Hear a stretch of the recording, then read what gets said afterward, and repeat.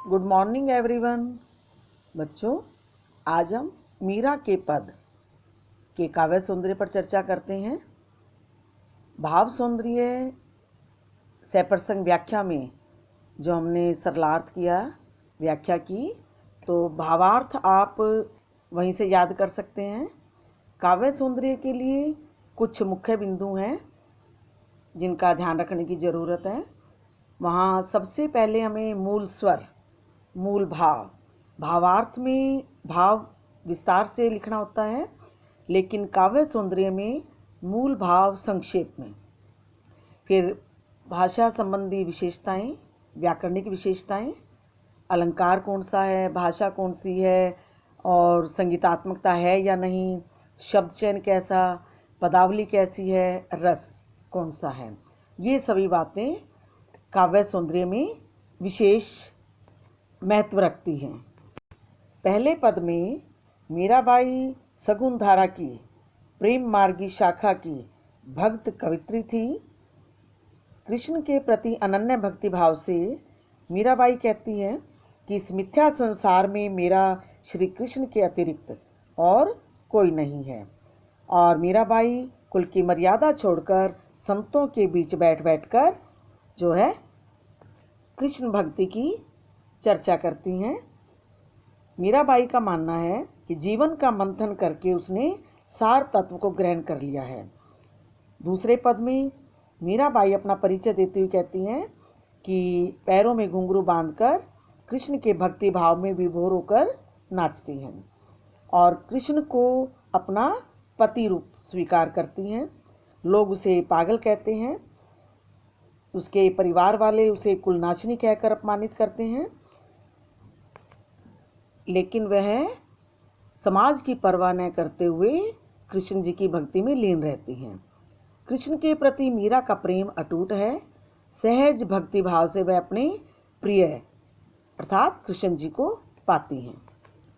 अलंकार देखिए, अनुप्रास, पुनरुक्ति प्रकाश, रूपक अलंकारों का सफल प्रयोग किया गया है। अब पद में आपने पढ़ा होगा कि जहाँ मीराबाई कहती है कि मैंने तो आंसुओं से सींच सींच कर प्रेम रूपी बेल को बोया है, तो यहाँ कौन सा अलंकार हुआ? रूपक। पुनरुक्ति प्रकाश अलंकार क्या होता है? जहाँ एक शब्द बार बार हो और अर्थ भी सिमिलर हो। अब जैसे सींची सींची, बैठी बैठी, यहाँ पुनरुक्ति प्रकाश अलंकार है। और अनुप्रास अलंकार जो है र, ठ, च, म, ल व्यंजन वर्णों का अधिकांश प्रयोग है। भाषा राजस्थानी मिश्रित ब्रज भाषा है, सुबोध व प्रभावशाली। सुबोध भाषा क्या होती है? जो आसानी से समझ आ सके। अंत पद लयात्मकता है, संगीतात्मकता है। संगीतात्मकता, लयात्मकता क्या होता है कि जब पंक्तियों को हम पढ़ते हैं तो उनकी लय मिले। लय नहीं मिलती तो क्या कहते हैं? लय मुक्त, अर्थात मुक्त छंद की कविता।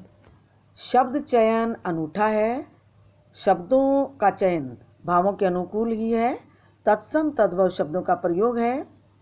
पदावली आकर्षक व प्रभावशाली है। पदावली क्या होती है? पदों की पंक्तियाँ। पद क्या होते हैं? शब्द। तो पंक्तियों को पदावली कहा गया है। रस कौन सा है? श्रृंगार रस, शांत रस, भक्ति रस। अब देखिए, जहाँ कृष्ण जी के वियोग में कृष्ण जी को याद करके जब वो दुखी होती है तो वहाँ वियोग श्रृंगार है। शांत रस, जहाँ वो मोह माया छोड़कर अपने कुल की परवाह न करते हुए कृष्ण जी की भक्ति करती हैं, शांत रस है। और जब कृष्ण जी की मूर्ति के सामने पैरों में घुंघरू बांधकर नाचती हैं, अपनी भक्ति का प्रदर्शन करती हैं, तो वहाँ कृष्ण जी की भक्ति के कारण भक्ति रस की अभिव्यक्ति है। बच्चों, भाव सौंदर्य व काव्य सौंदर्य दोनों पर आपका एक एक क्वेश्चन आता है। भाव सौंदर्य में हम कवि कहना क्या चाहता है, भावार्थ लिखना होता है। और काव्य सौंदर्य में भावार्थ को संक्षिप्त रूप में मूल स्वर के नाम से या मूल भाव के नाम से और बाकी व्याकरणिक विशेषताएं जो है लिखनी आवश्यक है। बच्चों, आज का होमवर्क है मीरा के पद पहला और दूसरा दोनों उनका काव्य सौंदर्य आप अपने नोटबुक में लिखेंगे और भाव सौंदर्य काव्य सौंदर्य का अभ्यास करेंगे। Thank you.